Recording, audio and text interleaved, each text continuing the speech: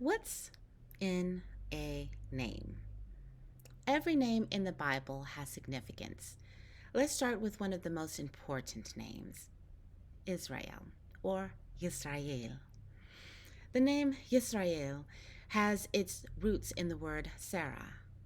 If you break it down, Yisrael is a combination of two words, Sarah and El. Here's a little something for you language geeks out there. The symbol at the beginning of the word Israel is the Hebrew letter Yod. Yod sounds like yeah, as in yes. Put those sounds together and you have Yisrael. Yisrael. Yisrael. Huh? Nice, right? But the Yod isn't there for sound effects only. When it's used at the start of a word, Yod represents the future tense for the third person singular. Basically, Yod emphasizes what will happen to an object in the future. When you apply this to the name Yisrael, the Yod gives the name a unique spin. It means he will have power with God. The root word Sarah is loaded with meaning. It can mean have power, contend with, struggle with, persist, exert oneself, and or persevere as a prince or a princess. El simply means God.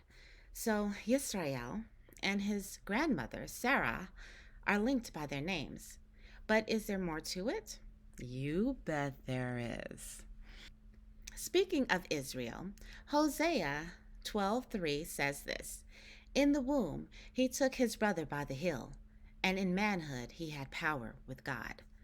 The Hebrew word Hosea used for power here is Sarah, which draws an obvious connection back to Sarah, Israel's grandmother. It's the same exact word. Hebrews 11:11 talks about Sarah, Israel's grandmother. It says, "By faith, even Sarah herself received power to conceive seed when she was past age, since she counted him faithful who had promised." Israel had power with God. Sarah received power from God.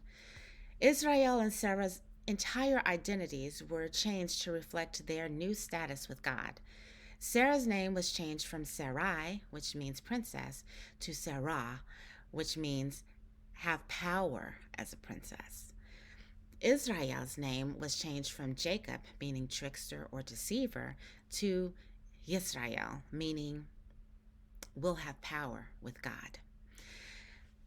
Abraham's name was changed from Abram, meaning exalted father, to Abraham, meaning father of many nations, which also intimated God's power to fulfill his promises. Power is the theme. Let's dig a little further. When God met Jacob, he introduced himself by the name El Shaddai. El Shaddai means all powerful.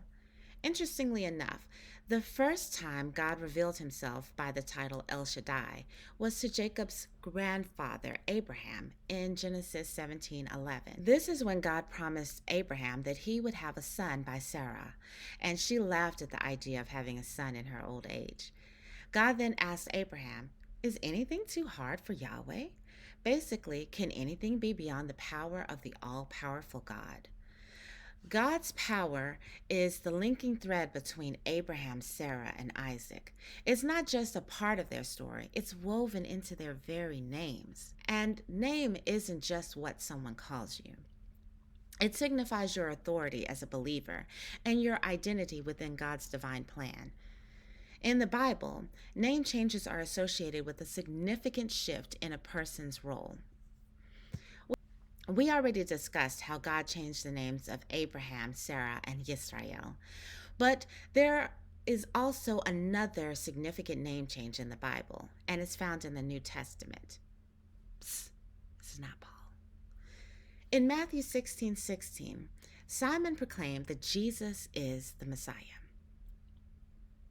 In response, Jesus said, "You are a small stone, and on this large bedrock I will build my church." So Peter's name was changed from Simon, which means he who hears, to Peter, which means small stone. When Jesus changed Simon's name to Peter, he was saying that Peter is like a small piece of a big rock.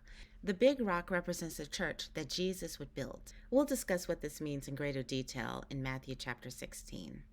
So, what's the power connection with Peter's name? Let's keep reading. Matthew 16. In verse 19, Jesus says to Peter, I will give you the keys to the kingdom of heaven, and whatsoever you bind on earth shall be bound in heaven, and whatsoever you loose on earth shall be loosed in heaven. That sounds like power to me. With his name change came spiritual power and authority. Peter was handed the keys of the kingdom of heaven. He had the power to bind and loose, to permit and forbid. But let's not get ahead of ourselves. Once we get into Matthew 16, we'll study it in greater detail. You might be thinking, that's great for them, but it's also great news for us. Did you know that we are promised new names too? In Isaiah 62:2, and in the book of Revelation 2:17, and again 3:12, God promises to give believers a new name. In Revelation, new names are given to overcomers, those who prevail, those who get the victory, those who have power with God. How do you become an overcomer? First, through the power of Jesus. Jesus' victory over sin and death paves the way for us believers to overcome. In John 16:33, Jesus says, I have told you these things so that you may have peace. In this world, you will have trouble, but take heart, I have overcome the world. Second, through the blood of the Lamb. The first part of Revelations 12:11 states, they triumphed over him by the blood of the Lamb. Our victory and power to overcome come from Jesus' sacrifice. Third, through faith. Faith is the foundational element to becoming an overcomer. 1 John 5:4-5 says, for everyone born of God overcomes the world. This is the victory that has overcome the world, even our faith. Who is it that overcomes the world? Only the one who believes that Jesus is the Son of God. Fourth, through the word of our testimony. The second part of Revelations 12:11 states, they triumphed over him by the blood of the Lamb and by the word of their testimony. The word of their testimony refers to the personal testimony of believers. We overcome as we tell our stories. Becoming an overcomer is not about our strength and ability, but rather it's about Jesus and his finished work on the cross. Christ has already achieved victory. When we have faith in him, his power works in us and enables us to overcome. This is the same power that worked in Abraham, Sarah, Yisrael, and Peter. So what's in a name? Power.